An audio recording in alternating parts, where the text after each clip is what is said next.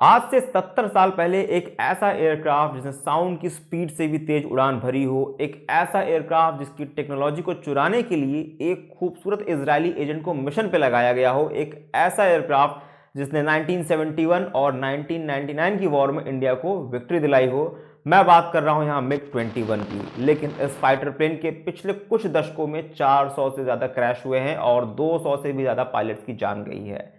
MiG 21 साल 2025 तक Indian air space से उतार लिया जाएगा, जिसकी शुरुआत इस साल के सितंबर से होनी है, यानी कि इसी महीने से।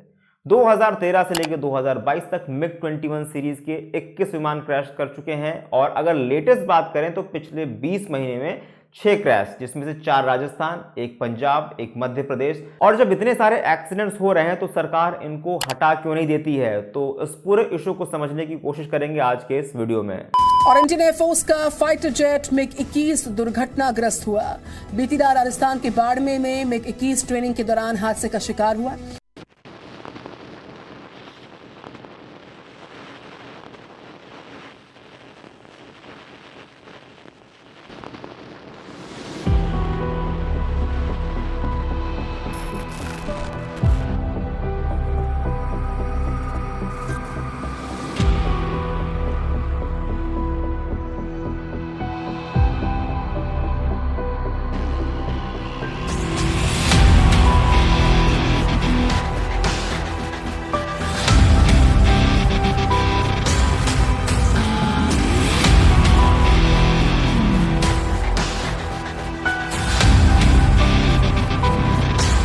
और इस हादसे में मिग 21 में सवार दोनों पायलट्स शहीद हुए। साल था 1939। दुनिया सेकेंड वर्ल्ड वॉर की चपेट में था। एयर स्पेस में अपनी डोमिनेंस को बढ़ाने के लिए रशिया और यूएसए कोशिश कर रहे थे। सोवियत यूनियन के लिए यह जिम्मेदारी 2 एयरक्राफ्ट डिजाइनर ने उठाया। इनका नाम था आर्तेमन मिकोयाम और मिखाइल गुरेविच। और सोवियत ने कंपनी का नाम मिग रखा। इसमें मिकोयाम से एम लिया गया और गुरेविच से GI। और रशियन लैंग्वेज में इंग्लिश के 2 अल्फाबेट्स के बीच में आई का मतलब और होता है। सिर्फ एक साल बाद यानी 1940 में मिग 1 और मिग 3 फाइटर प्लेन तैयार कर लिए गए थे। और अगले 5 साल यानी सेकेंड वर्ल्ड वॉर खत्म होने के पहले पहले 6 अपडेटेड फाइटर जेट्स आ गए थे।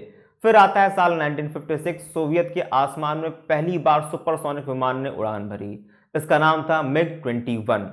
ये प्लेन 1 घंटे में 2229 किलोमीटर तक जा सकता था, यानी इसकी स्पीड साउंड से करीब 1000 किलोमीटर पर आवर ज्यादा थी। और 1959 तक MiG supersonic fighter plane Soviet Union fleet में शामिल हो जाते हैं। वहीं इजराइल ने मिग 21 के लिए ऑपरेशन डायमंड चलाया था। सेंटर फॉर इजराइल एजुकेशन के मुताबिक मिग 21 सोवियत यूनियन एयरफोर्स के फ्लीट में शामिल हुआ तो वो ना सिर्फ सोवियत यूनियन बल्कि दुनिया के सबसे बेहतरीन फाइटर प्लेन में से एक था। अलग अलग वॉर में मिग 21 के कारनामों से दुनिया हैरान थी। अमेरिका और इजराइल जैसे देश हर हाल में मिग 21 की टेक्नोलॉजी को जानना चाहते थे। और रशिया ने इजिप्ट और इराक को यह फाइटर प्लेन दिया था। तो हुआ ये कि इजराइल की इंटेलिजेंस एजेंसी मोसाद ने जिम थॉमस के लीडरशिप में मिग 21 को किडनैप करने के लिए 2 बार ऑपरेशन डायमंड चलाया था, लेकिन दोनों बार ये ऑपरेशन अनसक्सेसफुल रहा।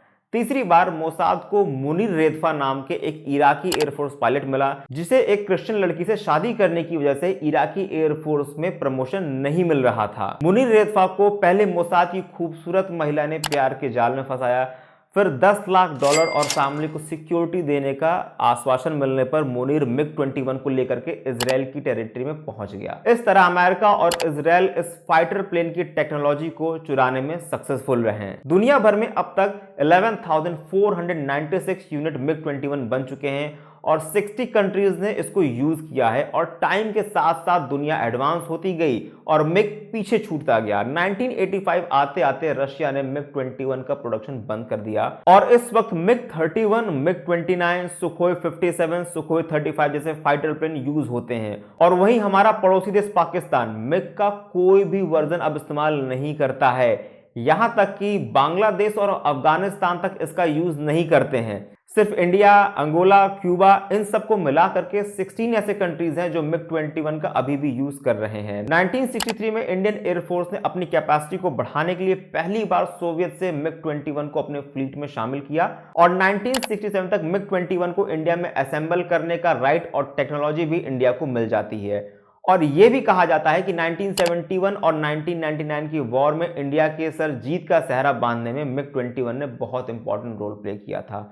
और इन सभी के बीच में 1996 में मिग को अपग्रेड करने के लिए इंडियन एयरफोर्स की एक टीम रशिया जाती है और अपग्रेडेशन के बाद 2000 में नए फाइटर जेट्स मिलने शुरू हो जाते हैं। 21 मार्च 2022 में पार्लियामेंट में पब्लिक अकाउंट कमेटी ने अपनी रिपोर्ट में बताया था कि एयरफोर्स में जितने एक्सीडेंट हुए हैं उसमें से 62% एक्सीडेंट मिग एयरक्राफ्ट से हुए हैं। और इन सभी एक्सीडेंट्स के पीछे की बड़ी वजह जो हो सकती है वो ये है कि इंडिया में advance jet trainer aircraft sufficient नहीं है, तो इसके चलते मिग एयरक्राफ्ट का इस्तेमाल पायलट्स को ट्रेनिंग देने में होता है और ट्रेनी पायलट को मिग एयरक्राफ्ट को उड़ाने में कुछ ना कुछ गलती कर देते हैं या कोई ग्लिच की पॉसिबिलिटी काफी ज्यादा होती है। लेकिन अब farmer air marshal Anil Chopra का कहना है कि अब ट्रेनिंग में मिग का नहीं बल्कि हॉक फाइटर ट्रेनर का यूज होता है। दूसरी वजह क्रैश होने की रशिया जो है पार्ट्स और मशीनरी के पुअर मेंटेनेंस को मानता है और अगस्त 2019 में इंडियन एयरफोर्स ने कहा कि अप्रैल 2011 से लेकर 2014 के बीच में टोटल एक्सीडेंट में से 10% बर्ड हिट की वजह से हुए हैं। कुछ एक्सपर्ट्स इसकी डिजाइन को भी फॉल्टी बताते हैं। उनके अकॉर्डिंग कॉकपिट की खिड़की की डिजाइन ऐसी है कि उसमें बैठे पायलट को रनवे ठीक से दिखाई नहीं पड़ता है। इस वजह से भी मिग 21 के लैंड करते समय क्रैश होने का थोड़ा डर बना रहता है। वहीं साल 2013 में उस वक्त के डिफेंस मिनिस्टर AK एंटनी ने पार्लियामेंट में बताया था इंडिया के 872 मिग एयरक्राफ्ट में से आधे से ज्यादा किसी दुर्घटना के शिकार हुए हैं और इसमें से 200 से भी ज्यादा लोगों ने अपनी जान गंवाई है, जिसमें से 171 पायलट्स और 39 सिविलियंस हैं और पिछले 10 साल से ये क्रैश लगातार हो रहे हैं। 2014 में इंडियन एयरफोर्स के फ्लीट में मिग 21 फाइटर प्लेन की प्रेजेंस पर उस वक्त एयरफोर्स के चीफ अरुण साहा ने भी सवाल उठाया था। उन्होंने कहा था इंडिया इन पुराने एयरक्राफ्ट को अपने फ्लीट से हटाने में जितनी देर करेगा देश की सिक्योरिटी का खतरा उतना ही ज्यादा बढ़ेगा। हम में से हर किसी के मन में ये सवाल जरूर आता है कि जब इसमें इतनी दिक्कत है, इतने क्रैश हो रहे हैं, तो सरकार इनको हटा क्यों नहीं देती है? आखिर ऐसी क्या मजबूरी है? इंडिया इसको रिप्लेस क्यों नहीं कर देता है? सवाल भी बहुत ही स्वाभाविक है। हमें चाइना और पाकिस्तान से अपने आसमान की सुरक्षा करनी है जिनके पास काफी बड़ी एयरफोर्स है और मिग 21 में अभी टेक्निकल लाइफ बची हुई है। जब तक एयरफोर्स में अपडेटेड एयरक्राफ्ट नहीं आ जाते हैं तब तक पुराने हटा नहीं सकते हैं। फिलहाल एयरफोर्स के पास ज्यादा ऑप्शन नहीं है। 1963 से अभी तक मिग 21 कई बार अपग्रेडेड वर्जन आ चुका है। इनमें से टाइप 77, टाइप 96 और बाइसन शामिल हैं। अगर इन्हें अचानक से हटा लिया गया तो इंडिया के 4 स्क्वाड्रन सूने पड़ जाएंगे और देश की सिक्योरिटी के लिए एक फिक्स नंबर में एयरक्राफ्ट चाहिए होंगे। लेकिन मिग 21 के अलावा बाकी फाइटर जेट्स को इंडियन एयरफोर्स में शामिल करने में काफी देरी हुई है। करीब 36 राफेल एयरफोर्स में शामिल किए गए हैं, लेकिन जरूरत के हिसाब से उनकी संख्या अभी भी कम है। ऐसे में अचानक मिग 21 को हटाना पॉसिबल नहीं है। 30 सितंबर 2022 तक श्रीनगर एयरबेस में 51 स्क्वाड्रन में तैनात मिग 21 को हटाने का प्लान तैयार किया जा रहा है और इसकी जगह लाइट कॉम्बैट एयरक्राफ्ट तेजस को डिप्लॉय कर सकते हैं। इसके अलावा मिग 21 के बाकी बचे 3 स्क्वाड्रन को अगले 3 साल यानी 2025 तक 3 अलग अलग फेजेस में रिटायर करने का प्लान सरकार बना रही है। Indian air force MiG 21 fighter jet की जगह तेजस के अलावा सुखोई Su-30 फाइटर प्लेन को डिप्लॉय करने की तैयारी भी हो रही है। और वैसे भी मिग 21 को फेज आउट करने की डेडलाइन कोई फिक्स नहीं है। इन्हें फेज आउट करने के लिए हमारे पास नए फाइटर जेट्स वो भी सफिशिएंट होने चाहिए। अगर ऑप्शन नहीं लाए गए तो फेज आउट की डेट को और आगे भी बढ़ाया जा सकता है। उम्मीद करता हूं ये वीडियो आपको इन्फॉर्मेटिव लगा होगा। ऐसे और भी वीडियोस देखने के लिए आप मेरे चैनल को सब्सक्राइब कर सकते हैं। मिलते हैं हम लोग अपने अगले वीडियो में। बहुत बहुत धन्यवाद।